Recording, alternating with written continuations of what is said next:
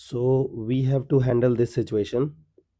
Let t greater than 0 be a fixed real number. Suppose f of x is a continuous function for all x belongs to R such that f of x plus t equals to f of x. So what does this mean? This means that f of x is periodic. Okay, and period is t. Okay, so this is the first idea that you have extracted. Now if I equals 0 to 2, 0 to t f of x dx, this is period t. Okay, then the value of this, so you have to find out definite integration of periodic function 3 to 3 plus 3t f of 2x dx. Now look at this, how we will break this function. So you know that here it was x, so that's why period is t, but here it is 2x, so period will become t by 2. Okay, so for this case period will become t by 2. So now how I will write down this question, try to understand. First we will be writing number of cycles.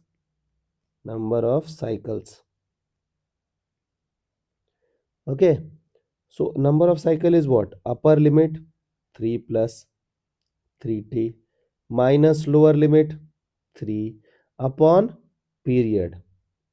Okay, so what is the period of this function? Earlier period, for if f of x period is t, here f of 2x, so x is multiplied by 2.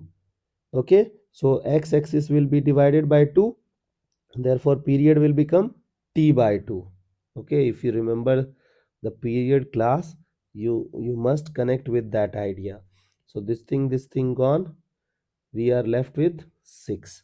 So the number of cycles would be 6. So you can write down this question as 6 times integration from 0 to period is what?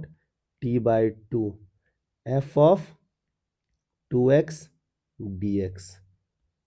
Now look at this, they have given you this I, so you have to answer the given question in terms of I only. So first you have to create question in x, not 2x. Okay, so can I write down, can I take 2x as z? So what will happen?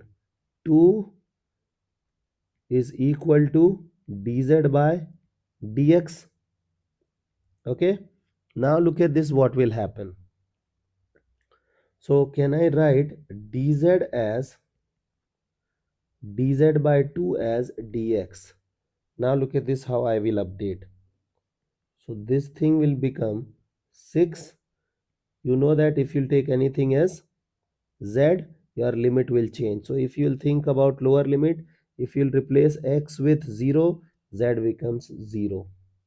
If you will replace x with t by 2, so 2 times t by 2 will become t, and then f of z, and then in place of dz, in place of dx, you have to write dz by 2.